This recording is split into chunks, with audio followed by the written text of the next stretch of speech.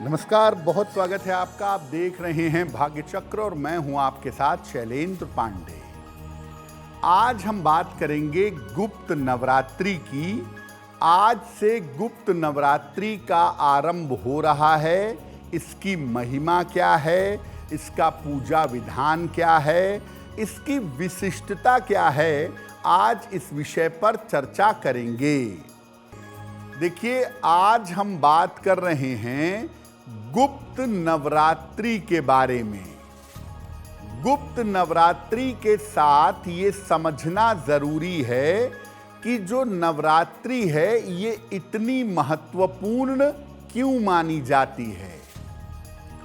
नवरात्रि वर्ष में 4 बार मनाई जाती है। 2 बार गुप्त नवरात्रि और 2 बार सामान्य नवरात्रि। जो सामान्य नवरात्रि है, चैत्र की नवरात्रि जो लगभग अप्रैल में आती है, और आश्विन की नवरात्रि जो लगभग अक्टूबर में आती है, ये ज़्यादा प्रसिद्ध है। इसके अलावा माघ महीने में, लगभग जनवरी में और आषाढ़ में, लगभग जुलाई में गुप्त नवरात्रि भी मनाई जाती है। तो कुल मिला के साल में 4 नवरात्रि हो गई। माघ की, चैत्र की, आषाढ़ की और आश्विन की। गुप्त नवरात्रि जो है ये गोपनीय साधनाओं के लिए, तंत्र साधनाओं के लिए ज़्यादा महत्वपूर्ण मानी जाती है। जो तंत्र साधक हैं या देवी की विशेष साधना करते हैं, वो गुप्त नवरात्रि में अपनी साधना करते हैं। और गुप्त नवरात्रि में शक्ति प्राप्त की जाती है और बाधाओं का नाश करने का वरदान मांगा जाता है। वैज्ञानिक रूप से आप देखिए कि गुप्त नवरात्रि हो या सामान्य नवरात्रि हो, उस समय ऋतुओं में, मौसम में परिवर्तन होता है और शरीर में पित्त की मात्रा बढ़ जाती है।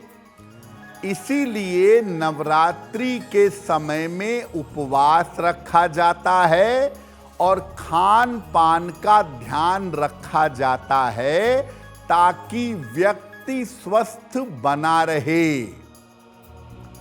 आज से जो गुप्त नवरात्रि आरंभ हो रही है, ये आषाढ़ महीने की गुप्त नवरात्रि है। 15 जुलाई से शुरू हो रही है और 22 जुलाई तक रहेगी। तो अगर आप कोई गोपनीय साधना करना चाहते हैं, कोई विशेष तंत्र साधना करना चाहते हैं, तो आज से वो अवसर आरंभ हो गया है। गुप्त नवरात्रि में आप विशेष साधना करके विशेष लाभ पा सकते हैं। कार्यक्रम में आगे आपको बताएंगे गुप्त नवरात्रि के बारे में, और साथ में बताएंगे कि अगर आज किसी महत्वपूर्ण काम से जाना है तो क्या करके घर से निकलें कि सफलता मिले, और आज का दिन किस राशि के लिए बहुत शुभ होगा और किस राशि को बहुत सावधान रहना होगा। अब आपके मन में एक प्रश्न होगा कि भाई, हम लोग सामान्य नवरात्रि खूब मनाते हैं, खूब लाभ पाते हैं, तो गुप्त नवरात्रि की आवश्यकता क्या है? सामान्य और गुप्त नवरात्रि में अंतर क्या है? दोनों के प्रभाव कैसे हैं? देखिए, सामान्य जो नवरात्रि है, चैत्र वाली और आश्विन वाली, इसमें आम तौर पर सात्विक और तांत्रिक पूजा दोनों की जाती है। वहीं गुप्त नवरात्रि में ज्यादातर तांत्रिक पूजा की जाती है। आप सामान्य नवरात्रि में तिलक लगाकर घूमते हैं, सामान्य नवरात्रि में देवी के अलग अलग मंदिरों में जाकर दर्शन करते हैं, चढ़ावा चढ़ाते हैं, लेकिन गुप्त नवरात्रि में आप साधना कर रहे हैं, आप पूजा कर रहे हैं, इस बात का ज़्यादा प्रचार प्रसार नहीं किया जाता। अपनी साधना को गोपनीय रखा जाता है।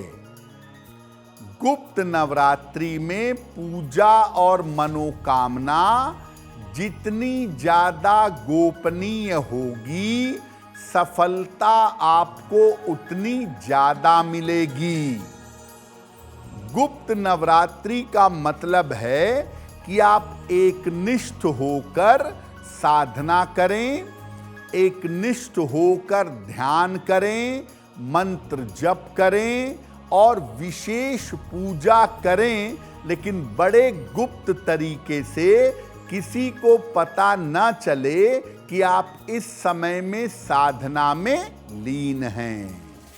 अब अगर आप गुप्त नवरात्रि में साधना या पूजा करना चाहते हैं तो देवी की पूजा कैसे करेंगे, क्या सरल तरीका होगा, वो भी आपको बताते हैं। आप चाहें तो गुप्त नवरात्रि में भी 9 दिनों के लिए कलश की स्थापना कर सकते हैं। और अगर आपने कलश की स्थापना की है तो दोनों वेला सुबह और शाम मंत्र जप करिए, चालीसा पढ़िए या दुर्गा सप्तशती का पाठ करिएगा। और दोनों समय पूजा करने के बाद माता दुर्गा की आरती करना भी आपके लिए अच्छा होगा। दोनों समय माता को भोग भी लगाइए। कोई भी सात्विक चीज आप भोग में लगा सकते हैं, लेकिन सबसे सरल और सबसे उत्तम भोग है लौंग और बताशा। ये रोज भोग में अर्पित करें और बाद में प्रसाद के रूप में ग्रहण करें। माता की पूजा के लिए लाल फूल अर्पित करना या लाल फूल देना सर्वोत्तम होगा, लेकिन माता की पूजा में उनको आक, मदार, दूब और तुलसी ये बिल्कुल अर्पित मत करिएगा। अगर आप गुप्त नवरात्रि में साधना करते हैं या गुप्त नवरात्रि में पूजा करते हैं तो पूरे 9 दिन अपना खान पान और अपना आहार सात्विक रखिएगा। देखिए, गुप्त नवरात्रि के साथ 2 बातें जरूर समझिए। एक तो गुप्त नवरात्रि में अगर आप मध्यरात्रि में पूजा करें, मध्यरात्रि में ध्यान करें, मध्यरात्रि में मंत्र जप करें तो आपके लिए बहुत बेहतर होगा। और इसके अलावा आप गुप्त नवरात्रि में मध्यरात्रि को जगें और देवी की पूजा जरूर करें। जीवन की कठिन से कठिन बाधा, कठिन से कठिन समस्या को आप गुप्त नवरात्रि में रात की पूजा में दूर कर सकते हैं। तो गुप्त नवरात्रि का पूजा विधान और महिमा आपने समझ ली। अब आपको विशेष प्रयोग बताते हैं जो अगर आप गुप्त नवरात्रि में करें तो आपकी कामना पूरी होगी। पहला प्रयोग, अगर आपके रोजगार में दिक्कत है, रोजगार से संबंधित कोई समस्या है, तो शीघ्र रोजगार की प्राप्ति के लिए रोजगार की समस्या को दूर करने के लिए क्या प्रयोग करेंगे? देवी के सामने घी का एक दीपक जलाइएगा, 9 बताशे लीजिएगा और हर बताशे पर 2 लौंग रखिएगा। इसके बाद एक एक करके वो सारे 9 बताशे लौंग के साथ देवी को अर्पित करिएगा और देवी से प्रार्थना करिएगा कि आपके रोजगार की समस्या दूर हो या आपको रोजगार की प्राप्ति हो। ये प्रयोग नवरात्रि की किसी भी रात को आप करिएगा। पूरे गुप्त नवरात्रि में किसी भी रात को ये प्रयोग करिएगा और बाद में इस बताशे को और इस लौंग को प्रसाद के रूप में ग्रहण करिएगा। अब आपको बताते हैं कि अगर आपका विवाह नहीं हो पा रहा है तो शीघ्र विवाह के लिए गुप्त नवरात्रि में क्या प्रयोग करें। रात के समय में गुप्त नवरात्रि में देवी के सामने रोज एक घी का दीपक जलाइएगा। इसके बाद इनको रोज लाल फूलों की माला अर्पित करिएगा या 2 लाल फूल उनके चरणों में रखिएगा। इसके बाद शीघ्र विवाह की प्रार्थना करिएगा। ये प्रयोग नवरात्रि में हर रात को करें, 15 जुलाई से लेके 22 जुलाई तक, या अगर रोज रात में ना कर पाएं तो लगातार 3 रातों को ये प्रयोग आपको करना चाहिए। अगर आप गुप्त नवरात्रि में लगातार 3 रातों को ये प्रयोग करें तो आप स्त्री हों या आप पुरुष हों, इतना पावन समय है कि आपका विवाह शीघ्र होगा। अब वक्त हो गया है ऐसा क्यों का। ऐसा क्यों में हम आपके मन और जीवन से जुड़ी हुई तमाम जिज्ञासाओं का समाधान करने का प्रयास करते हैं।